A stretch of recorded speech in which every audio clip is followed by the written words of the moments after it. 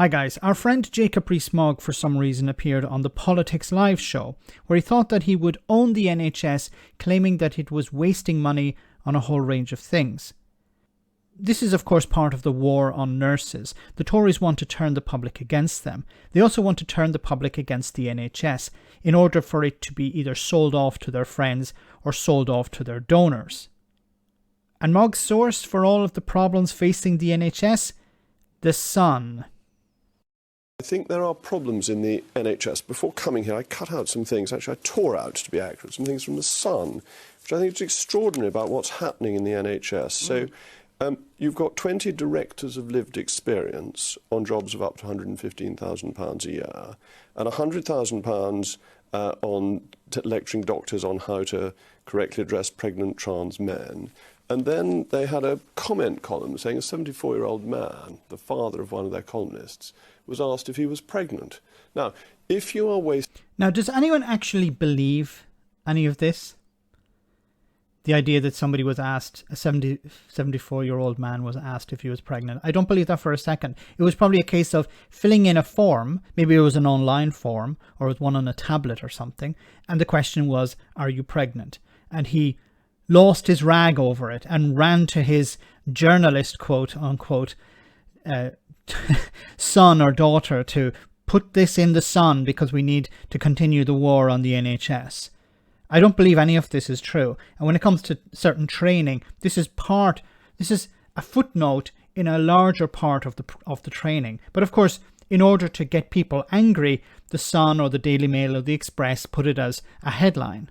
Wasting money on silly things, you're not going to have enough money to pay the nurses. And we're spending £170 billion on the health service. It employs 1.2 billion people, and it is not delivering the service people expect. Stella? That is a fundamental problem. Yeah, how long do you think the strikes will last? Jacob, you can dog whistle all you want. You were part of a government that wrote off £10 billion worth of PPE by the poor management of contracts. I tell you what strikes me, Joe. This weekend... Actually, just call it for what it is, Stella. It's corruption. Tory corruption. Pure, unadulterated corruption. That's what it is. It's not just writing off money that was meant to be clawed back by the government. Pure corruption. Now, maybe Jacob Rees-Mogg was involved in this corruption. I don't know. We may never know if he was involved in any of this corruption as well. But there were members of the Conservative Party involved in this corruption. Where is this money gone? Why isn't this money being spent on nurses? And I was at a food bank that was doing a collection for the nurses at my local hospital that was being supported by our local firefighters who were also doing a collection for their staff. These are people we expect to keep us well, keep us safe. Do you know what Jacob Rees-Mogg thinks about food banks? He believes they're uplifting. They're a beautiful thing. He never needs to use a food bank. He would never associate with people who have to use a food bank. He believes that, as I said, they're uplifting.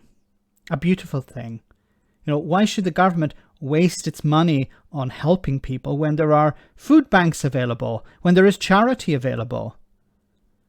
Maybe we should reduce the size of government even more so that the poorest in society can rely further on charity. And you have nurses going to food banks. Just think about that for a moment. The nurses are being told, we can't afford to pay you any more money because we spent it all on corruption. Sorry about that, we can't spend any more money on you. But there are food banks if you need it. Go to the food banks, because charity can fill the gap that we have created. And this pay review body took data from the government, it took direction from the government from December last year about what inflation would be like. So it's all very well, Jacob, absolutely we should be looking at the pay for next year, but we also need to look at the pay now because it was based on the idea that inflation would be at 2%. And rather than this I think they took into account higher inflation levels than that because it was by the... Isn't it wonderful that the BBC journalist interrupts to defend the government here? Oh, wait a minute. We need to bring you up on a technicality here. Inflation is above 10% at the moment. We're talking about now. We're not talking about at the beginning of the year. The independent pay review body, which is, if you want to call it independently appointed by Tory ministers, and it's given its remit by the government. That's how independent it is. It said inflation, it based its inflation increase on about 3%. But even if inflation's at 10%, then it's out of date, it's obsolete. Time they gave the review, their recommendation, it was more like February, March. No, the data from the government was, well, and if we look at inflation rates since then, they've gone up further. Absolutely. So there is absolutely, you know, the nurses say they want to negotiate. The government could play an honest broker role here and get people around a table to actually talk about what the pay should be, given the evidence on inflation. And instead you're trying to dog whistle and, of course, bring in that old schlibberless trans people. Because it's low-hanging fruit for Jacob Rees-Mogg. He knows that the people who support him and his party are foaming at the mouth when they hear something about trans people. Which is very curious, very strange, isn't it? How the people who are the angriest about Brexit, the angriest about asylum seekers, the angriest about pretty much anything, are also angry about this. Don't trans people deserve access to NHS treatment as well? NHS care? Why is this a big problem for Jacob Rees-Mogg? But anyway, this is about, once again, demonising the nurses, demonising the NHS, in order for nurses to be portrayed as the bad guys so they don't deserve any more money, or saying that, well, we don't actually have any more money, and also pushing forward with privatisation. Let me know in the comment section, guys, what you think about all of this. As always, your comments are greatly appreciated. Thanks a lot.